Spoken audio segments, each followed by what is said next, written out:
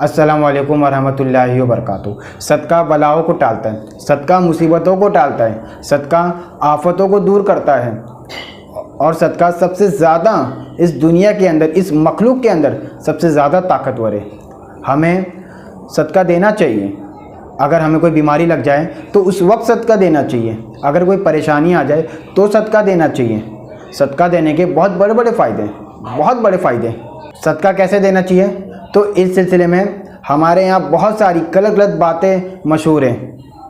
जैसे कि लोग मुझसे पूछते हैं कि अरबाज भाई सदका कैसे देना चाहिए, क्या जिसकी तरफ से सदका दे रहे हैं तो क्या उसके ऊपर से उतार के देना चाहिए, या उसको लेटा कर उसके ऊपर से ऐसे उतार के देना चाहिए, या उसके सर के ऊपर से ऐसे उतार के देना चाहिए।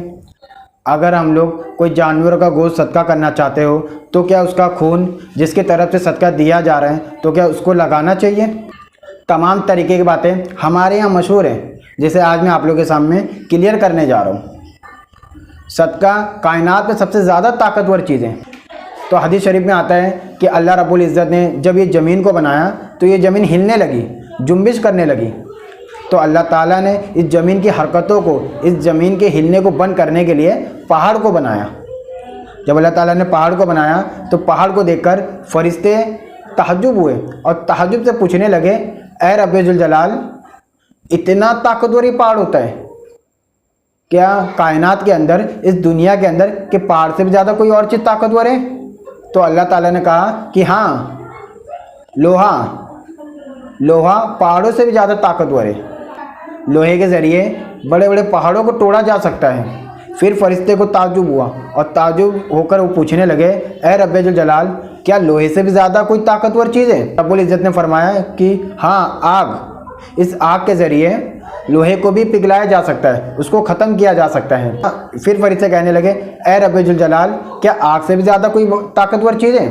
तो अल्लाह ताला ने फरमाया कि हाँ, पानी के ज़रिए आग को भी ख़त्म किया जा सकता है। ऐ रब्बे जुल जलाल, क्या पानी से भी ज़्यादा कोई ताकतवर चीज़ है। तो अल्लाह ने फरमाया कि हाँ, हवा के ज़रिए से पानी सूख जाता है। फिर फरिश्ते पूछने लगे, ऐ रब्बे जुल जलाल, क्या इससे ज़्यादा भी कोई और ताकतवर चीज़ है जो आपने बनाई हो। तो अल्लाह रब्बुल इज़्ज़त ने फरमाया, जो चीज़ फरमाया वो हमें और आपको सुनना चाहिए।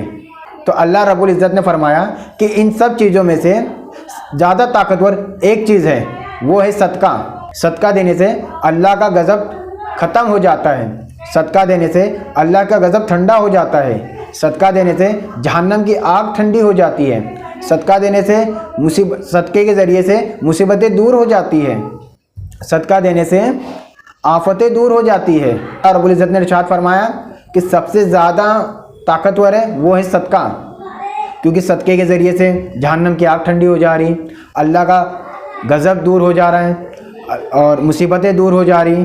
तो हमें सदका करना चाहिए। कोई मुसीबत आ जाए तो सदका करना चाहिए, कोई परेशानी आ जाए, अगर कोई काम नहीं बन रहा है तब भी सदका करना चाहिए।